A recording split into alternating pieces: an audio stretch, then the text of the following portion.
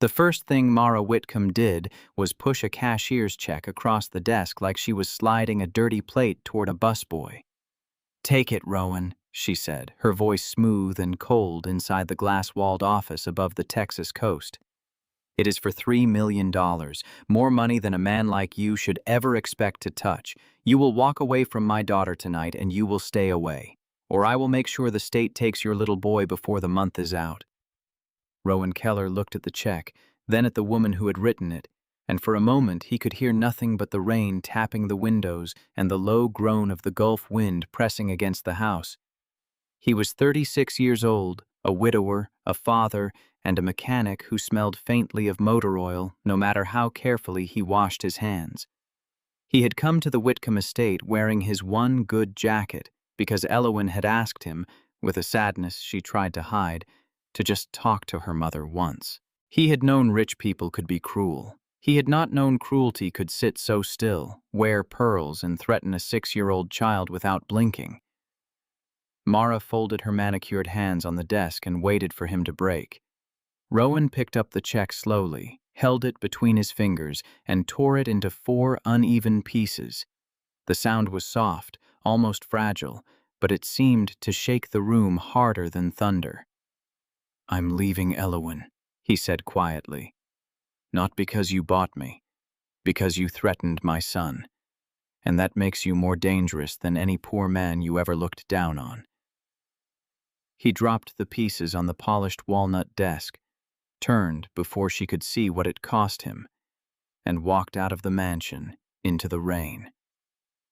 8 months later, the same woman would stand in a ballroom full of bankers and lawyers while Rowan Keller took her company away from her.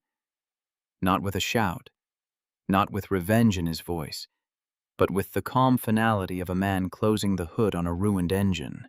The Whitcomb house sat on a private bluff outside Galveston, all limestone, steel beams, and windows so tall they made the ocean look like it belonged to the family. Every lamp was warm, every rug was imported, every silent hallway had the careful chill of money that did not need to introduce itself.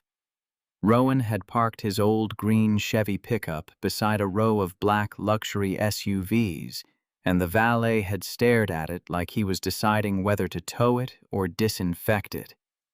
Rowan did not blame him. The truck had a cracked dashboard, a missing hubcap, and a child's booster seat in the back beside a plastic dinosaur and a folded school worksheet with a gold star on top. That was Rowan's world. His garage in LaPorte, his small rental house with the crooked porch light, his son Milo's lunchbox drying beside the sink, the worn photo of his late wife, Tess, tucked into the corner of the mirror where Rowan shaved every morning. He was not ashamed of any of it. Shame was for people who had betrayed themselves. Rowan had done plenty of things wrong in his life, but he had never once forgotten who depended on him. Elowen Whitcomb had loved that about him from the beginning. She had met him by accident on a flooded access road after her white Range Rover swallowed water, and died with the kind of dramatic sigh only rich cars seemed capable of making. She had been standing under a bent gas station awning in heels, trying not to cry, while executives from her family's energy and infrastructure firm called every 5 minutes, asking where she was. Rowan had pulled up in his tow truck, asked if she was hurt, and never once acted impressed by her last name. He had called her ma'am until she laughed and told him she was 32, not 90.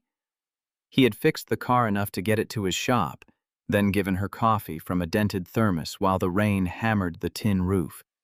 She had watched him take a call from Milo's school, heard his voice soften from practical to tender, and something in her had shifted. In her world, people performed concern the way they performed charity. Rowan's care was quiet, automatic, and unadvertised. Over the next 6 months, she found excuses to drive south from Houston. First it was the Range Rover, then it was a mysterious brake noise, then it was lunch at a little taqueria with paper napkins and a radio playing old country songs. Then it was Milo showing her how to race bottle caps across the driveway after a storm. Rowan tried to be careful. Elowen was not careless, but she was born into a life with gates, foundations, private clubs, and names carved into university buildings. He had grease under his nails and a hospital payment plan he paid every month like a second mortgage. Still, love does not always ask permission from common sense. Sometimes it just walks into a garage on a rainy Tuesday and sits beside a father and his child under a humming fluorescent light, eating tacos from foil wrappers, feeling more like home than any mansion ever could. Mara Whitcomb found out the way women like Mara found out everything. Not through confession, but through surveillance disguised as concern. Her security team sent photographs, her assistant compiled timelines, and someone at the club whispered that Elowen had been seen at a county fair holding hands with a man in worn boots, while a small boy rode the carousel between them. 3 days later, Rowan received an invitation that was not an invitation. Mrs. Whitcomb would like to speak with him privately. Elowen begged him not to go alone, but he saw the fear behind her anger.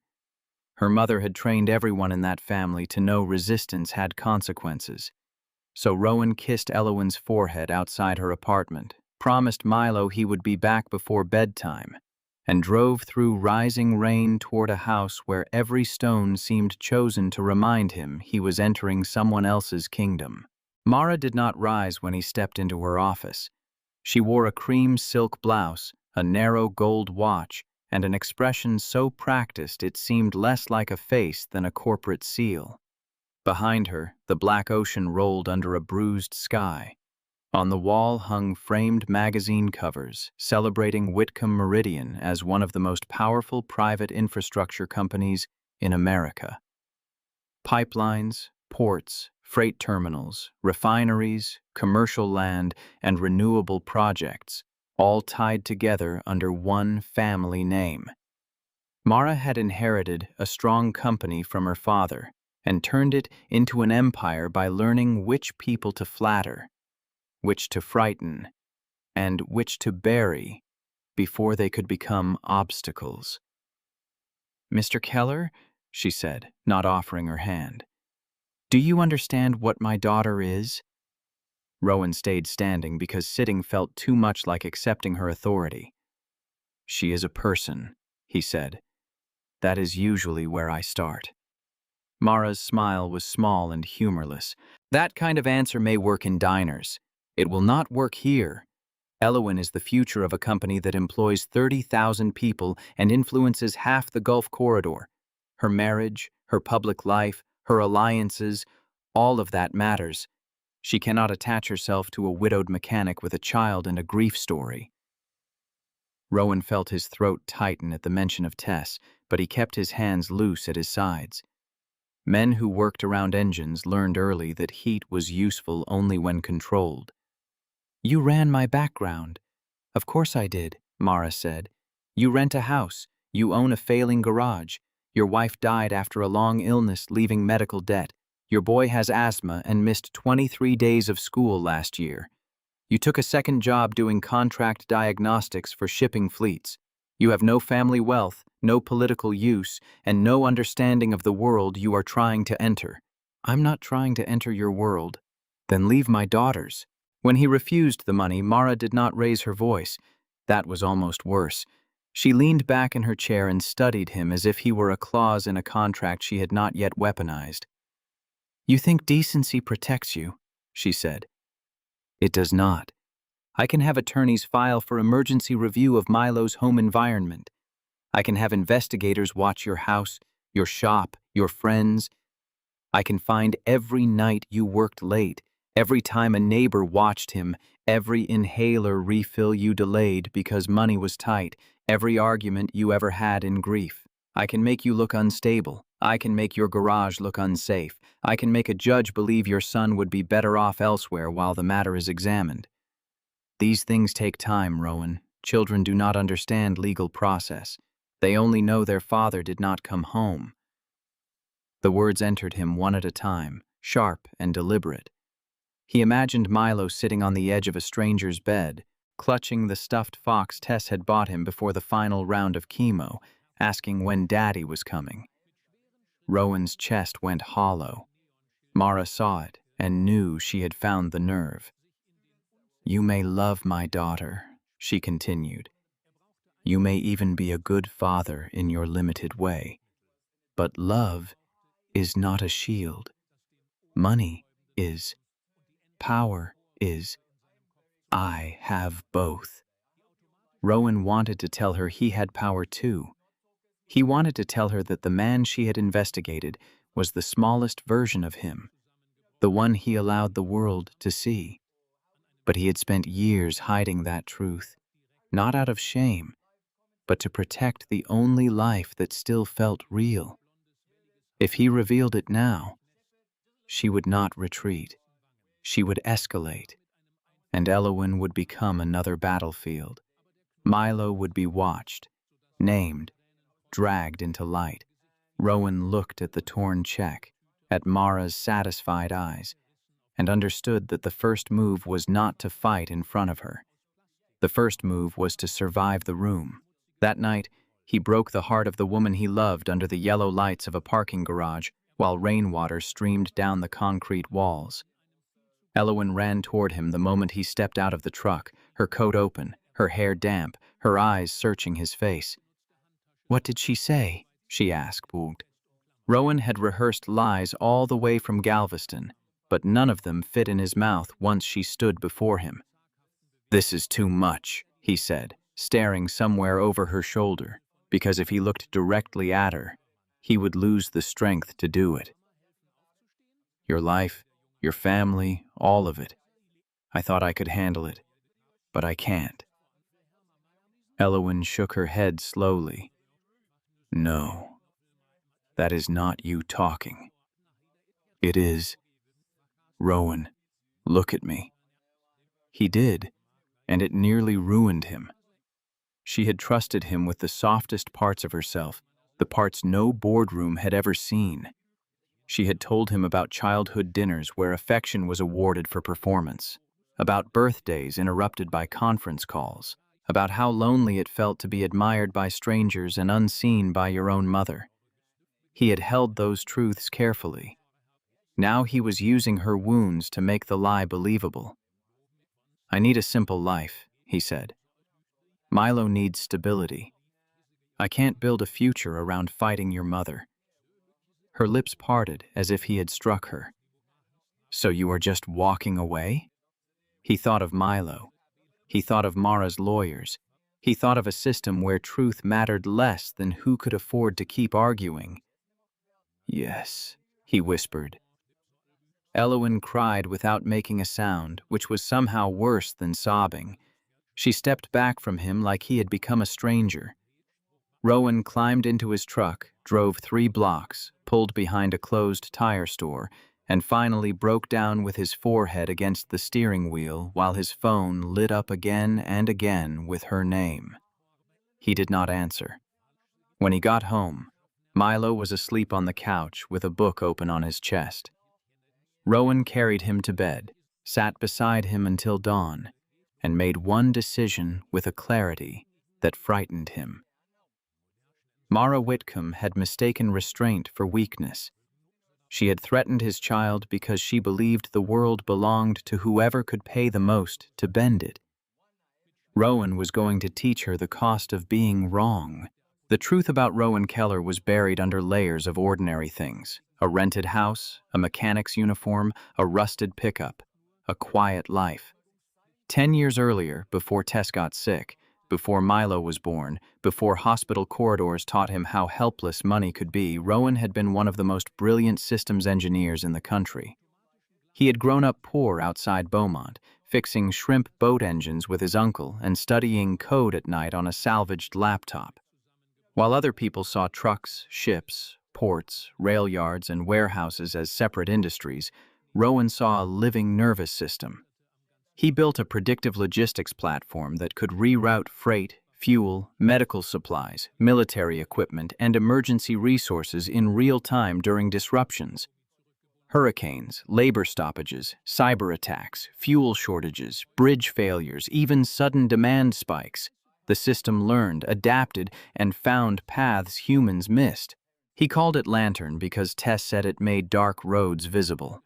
At 29, after a hurricane exposed the weakness of several national supply chains, he licensed Lantern through a private defense contractor. 2 years later, a consortium of shipping firms, insurers, ports, and federal agencies bought long-term rights for a number so large, Rowan stopped knowing what it meant. He became wealthy beyond anything Mara's investigators would have believed. But Tess was already dying by then. The best specialists, the experimental treatments, the flights to medical centers, the private rooms, none of it changed the final morning when her hand cooled in his and Milo, barely 3, asked why Mommy would not wake up. After that, Rowan wanted no penthouse, no interviews, no foundation dinners where people praised resilience while checking stock prices under the table. He put his wealth behind trusts, holding companies and advisors. He came home to Texas, bought a struggling garage under an old friend's name, and chose a life where his son knew the value of a repaired bicycle, a neighbor's casserole, and a promise kept. The world called the unknown creator of Lantern the Keeper in industry rumors. Rowan let them. A ghost could raise a child in peace. For 8 months after leaving Elowen, Rowan moved through 2 lives. In the daylight, he packed Milo's lunches, fixed alternators, changed oil, helped with spelling words, and stood on the sidelines at t-ball games, clapping for every child because 6-year-olds deserved a world bigger than winning.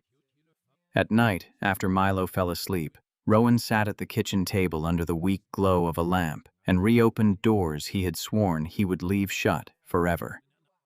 Geneva, Dallas, Singapore, London. Shell companies with names no one connected to him. Silent partners who owed their fortunes to Lantern. Lawyers who could speak in 6 jurisdictions without raising their pulse. Analysts who knew how to find the stress fractures inside a leveraged empire. Whitcomb Meridian was powerful, but power had made it careless. Mara had expanded aggressively, borrowing against ports, terminals, land rights, offshore service contracts, refinery-adjacent storage, and a chain of private logistics hubs. She had counted on influence to smooth debt, politics to soften regulation, and fear to keep employees quiet. Rowan did not need to invent her weakness. He only needed to expose it to gravity.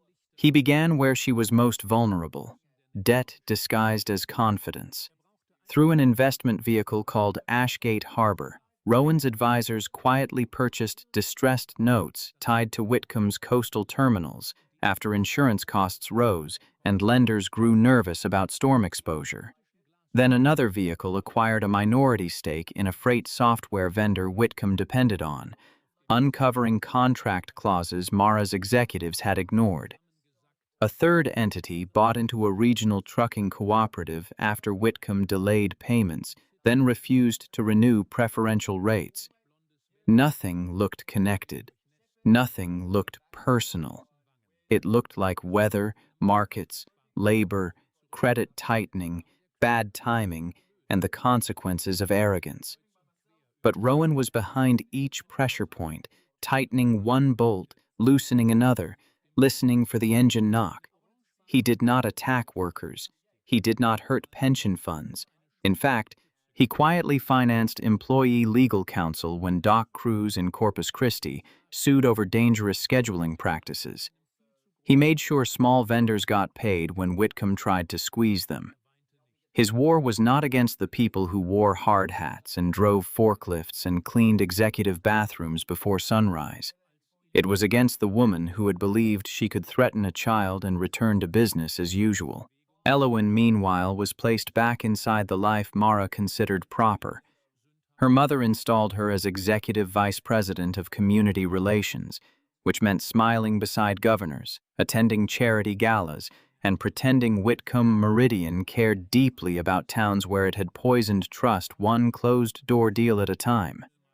Mara also encouraged an engagement to Beckett Rusk, a polished heir to a Dallas banking family with teeth too white and opinions too rehearsed. Beckett was not cruel in an obvious way. He was worse.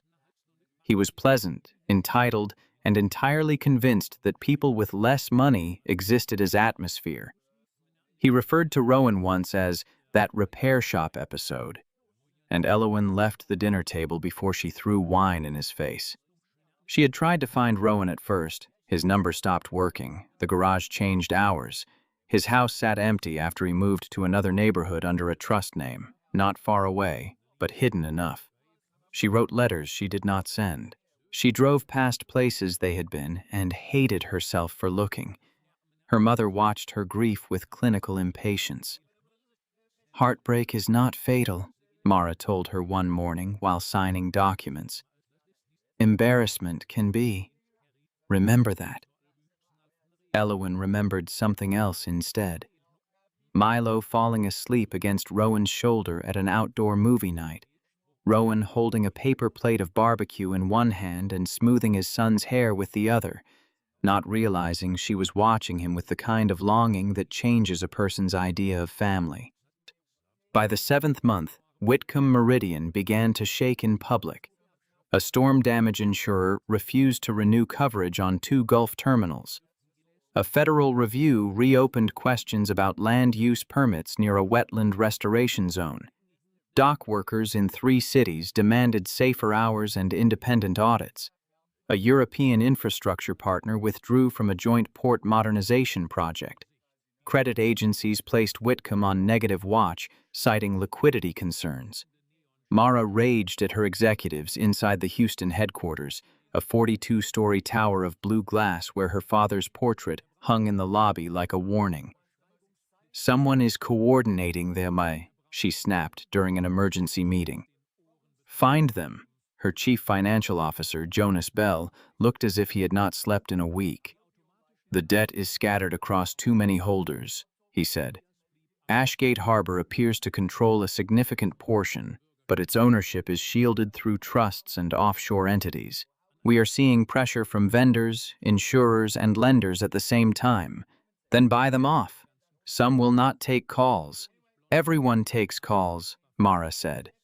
"Not from us anymore," Jonas replied, and the silence that followed was the first honest thing anyone in that room had given her in years. Mara's answer was a rescue merger with Rusk Bank Shares Infrastructure, Beckett's family's investment arm. The deal would bring fresh capital, bury several debt problems, and bind Elowen to Beckett so tightly that personal reluctance would become irrelevant. The announcement was scheduled for Whitcomb Meridian's annual investor meeting in Houston, where Mara would stand before lenders, board members, political allies, and the press, and present herself as the steady hand guiding a legacy through temporary turbulence. Elowen knew the engagement announcement was meant to follow. She did not sleep the night before. She stood in her high-rise apartment watching rain blur the city lights, and thought about calling Rowan, even though she no longer had a number that worked. She wondered if he had ever loved her.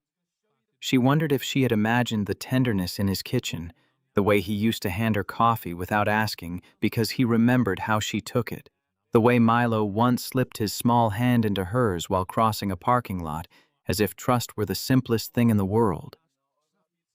By dawn, she put on a navy dress, fastened her grandmother's small pearl earrings, and went to the meeting feeling like a woman walking into a life sentence. The ballroom at the Whitcomb Meridian headquarters had been arranged with theatrical precision. Screens glowed with images of ports at sunrise, wind turbines turning beyond green fields, smiling workers in clean hard hats, and the slogan, "Strength for the Next Generation."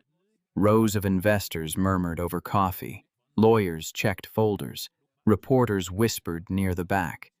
Mara stood behind a lectern beneath the company seal, immaculate in a red suit, her silver hair swept back, her eyes bright with the ferocity of someone who believed victory was a matter of posture. Elowen sat at the front beside Beckett, who leaned close and murmured, "Smile. Cameras." She did not. Mara began with gratitude, resilience, market cycles, and responsible stewardship.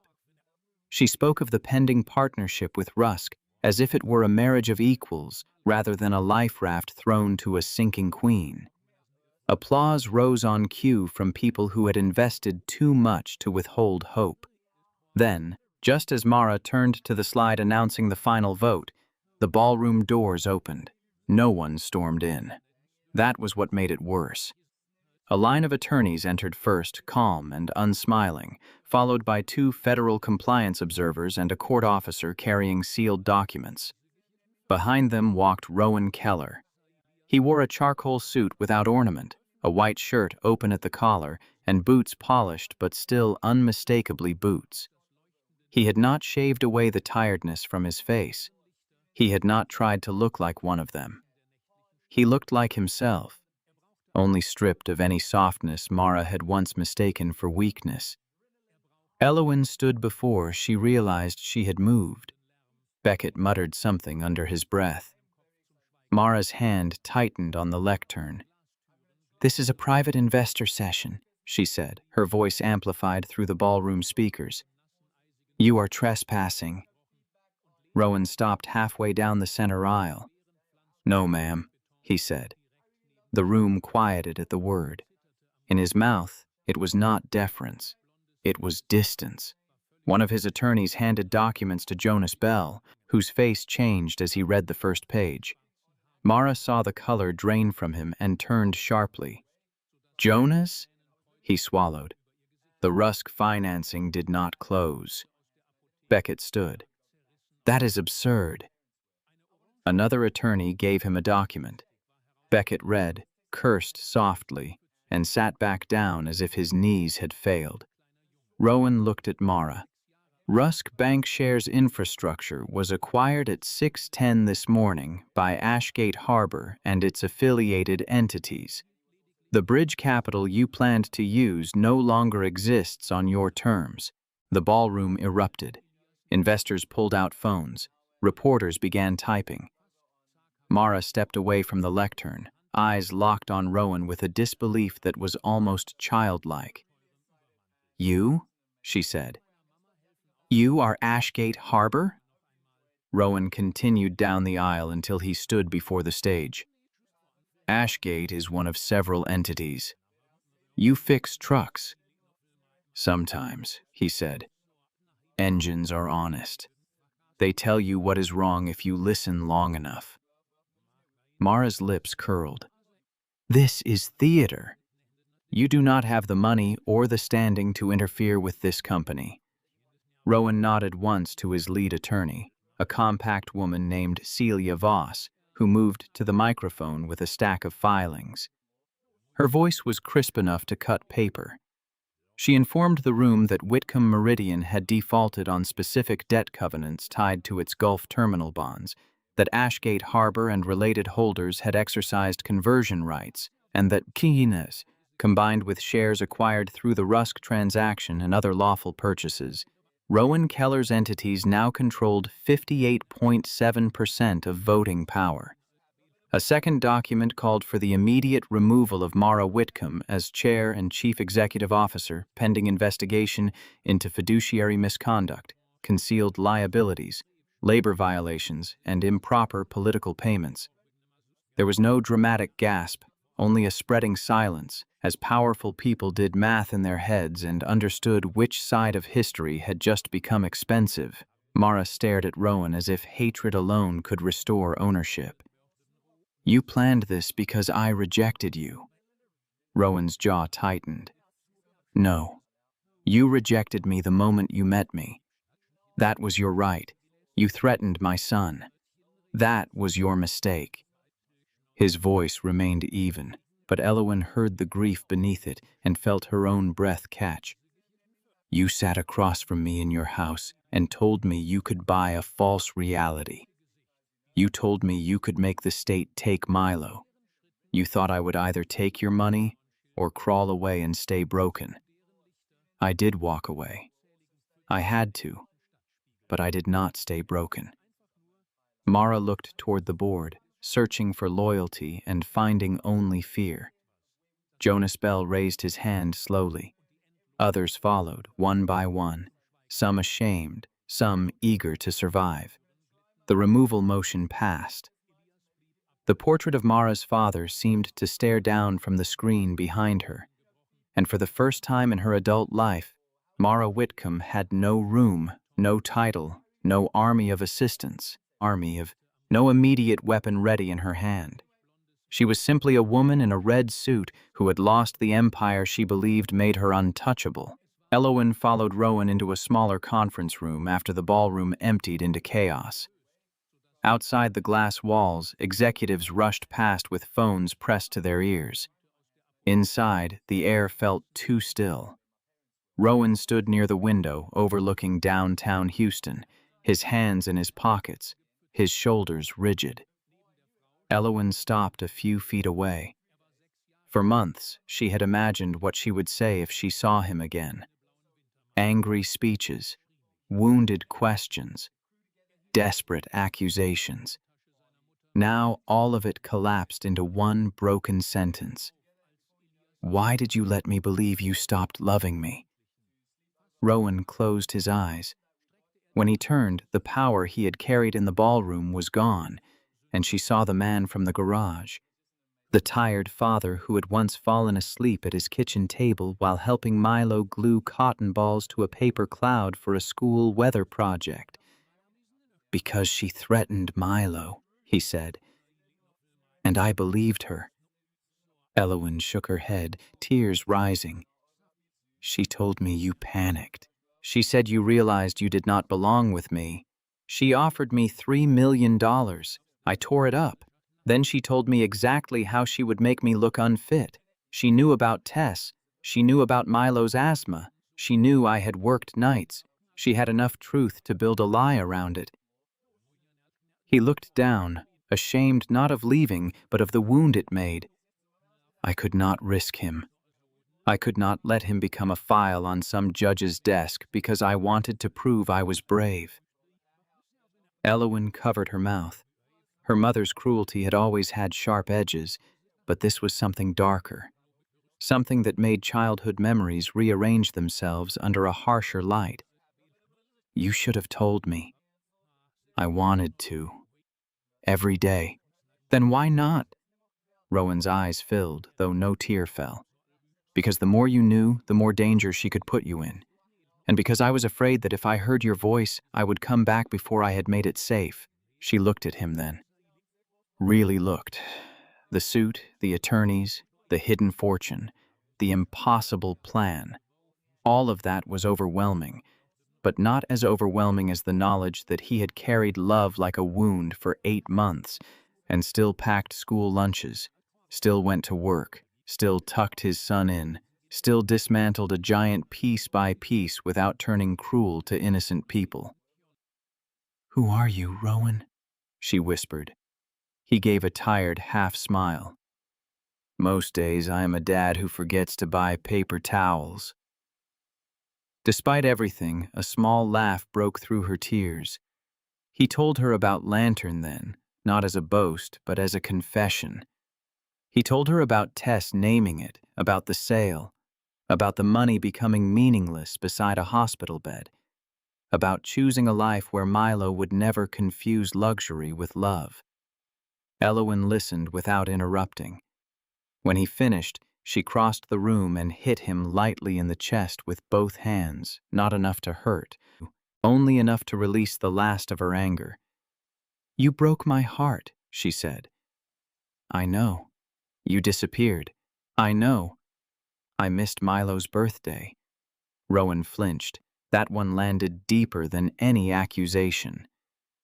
"He asked about you," he said. "I told him you had to help your family for a while." Her tears spilled over. Did he believe that? He wanted to. For a long moment, they stood in the hum of fluorescent lights and distant corporate panic. Then Elowen stepped into him, and he wrapped his arms around her like a man reaching shore after months in dark water. Neither of them said forgiveness. Not yet. Some words needed time to become true. But she rested her forehead against his chest, and he closed his eyes over her hair, and the silence between them was no longer empty. In the weeks that followed, the newspapers called Rowan a mystery billionaire, a reclusive logistics genius, a mechanic king, a ghost investor, and half a dozen other names that made Milo giggle at breakfast. Rowan refused interviews. He kept taking Milo to school in the green Chevy until Elowen convinced him at least to fix the heater before winter. Whitcomb Meridian became Meridian Harbor Group under a new structure with employee safety oversight, transparent debt reporting, and independent compliance review. Rowan held the controlling shares but refused the chief executive office. He offered it to Elowen in a board meeting so plain and direct that several directors thought they had misheard him. "She knows this company's damage," he said. "She knows its people. And unlike her mother, she understands that legacy is not what you keep. It is what survives, because you made it worthy." Elowen did not accept immediately. She spent 3 days visiting terminals, repair yards, dispatch centers, and administrative offices where employees looked at her with suspicion, earned by years of Whitcomb leadership. She listened more than she spoke. She heard about missed safety reports, unpaid overtime, retaliation, polluted drainage, and managers promoted for loyalty instead of competence. On the 4th day, she accepted the role, not because it was her birthright, but because leaving it to someone else felt like another form of cowardice. Her first act was not a press release. It was a meeting with injured workers whose claims had been buried. Rowan sat in the back beside the coffee urn, unnoticed by most, watching the woman he loved begin the hard work of turning inheritance into responsibility. Mara disappeared from public view for nearly a month, which for her was less privacy than exile. Her accounts were frozen pending investigation. The Galveston estate went into foreclosure after liens surfaced against it. Her club memberships vanished with insulting efficiency. Invitations stopped. People who had once waited 40 minutes to speak to her at benefits suddenly failed to return calls. One gray afternoon, she appeared at Meridian Harbor's Houston office without an appointment, wearing a plain black coat and carrying a leather purse from a season rich. Women would have called old. Security called upstairs.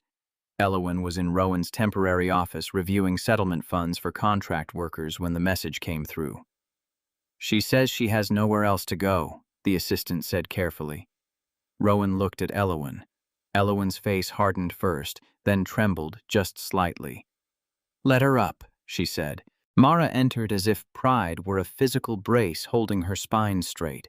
She looked thinner, older, no longer terrifying in the effortless way she had once been.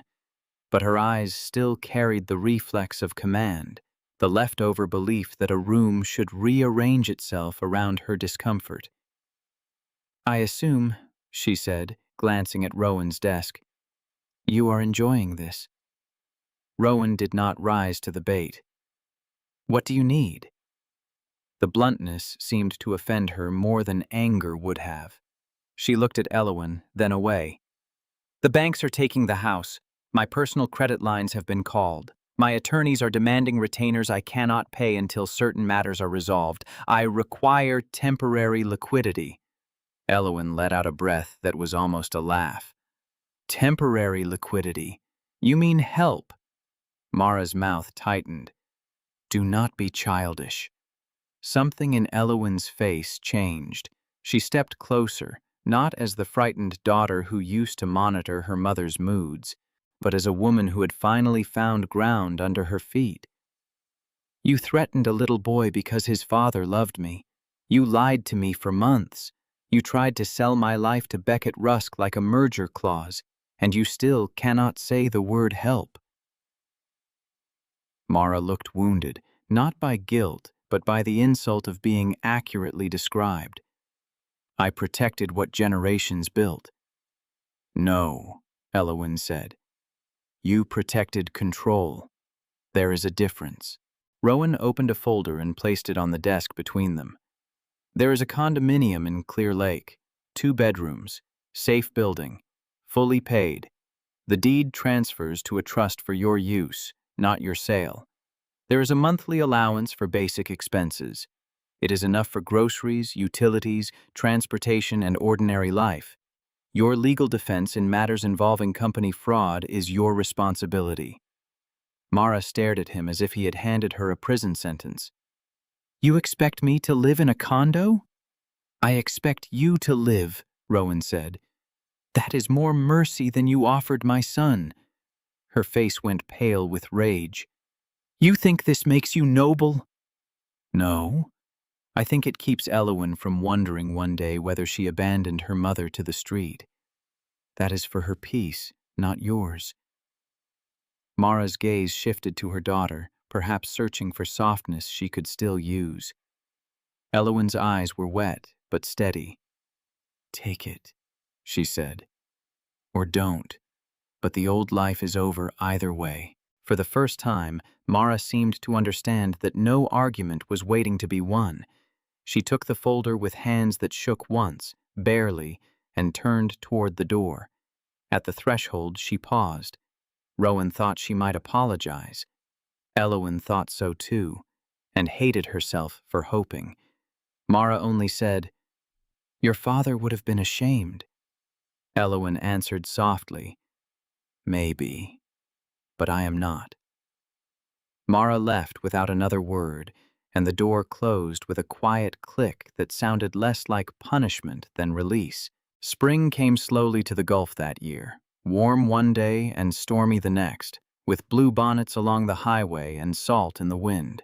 Rowan still lived in the same modest house, though Elowen had replaced the porch steps after one cracked under her heel, and Rowan admitted he had been meaning to get to it for 11 months.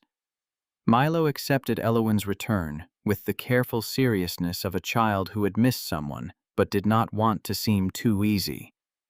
For 2 weeks he called her Miss Elowen again. Then one evening, while they were making pancakes for dinner because Rowan had burned the roast, Milo asked if she was staying this time. The kitchen went still except for batter hissing on the griddle. Elowen knelt so they were eye to eye. "I would like to," she said, "but only if that is all right with you." Milo studied her face with Tessa's old stuffed fox tucked under one arm. "Daddy was sad when you were gone." Rowan turned toward the sink, pretending to rinse a spatula. Elowen's eyes filled. "I was sad too." Milo nodded, as if this settled the matter, and handed her the chocolate chips. "Then you can stay. But Daddy says too many chips makes them burn, so don't listen to him because he is wrong."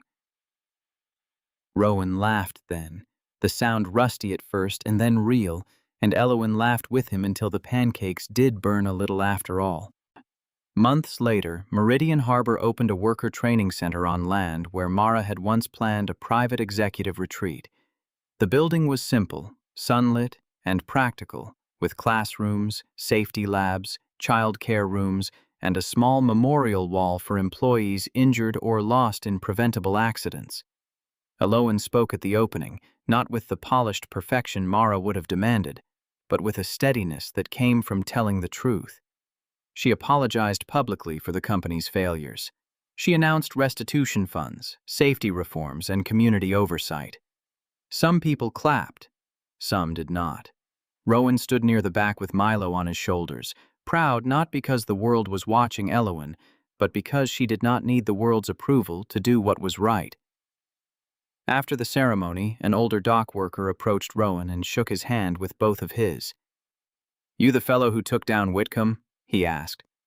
Rowan glanced at Elowen across the room, where she was listening to a widow speak. "No, sir," he said. "She took herself down. I just stopped holding the ladder." The old man smiled. "Either way, my nephew got his settlement. He can pay for surgery now." Rowan nodded, throat tight. That mattered more to him than every headline. On a quiet Sunday evening not long after, Rowan, Elowen, and Milo sat in the backyard while a small charcoal grill smoked under the pecan tree. Milo chased fireflies with a mason jar, shouting each time one blinked near the fence. Elowen sat barefoot on the porch steps wearing one of Rowan's old flannel shirts over a summer dress, her hair loose, her expression peaceful in a way Rowan had never seen during those early months when she was still half-braced for her mother's voice.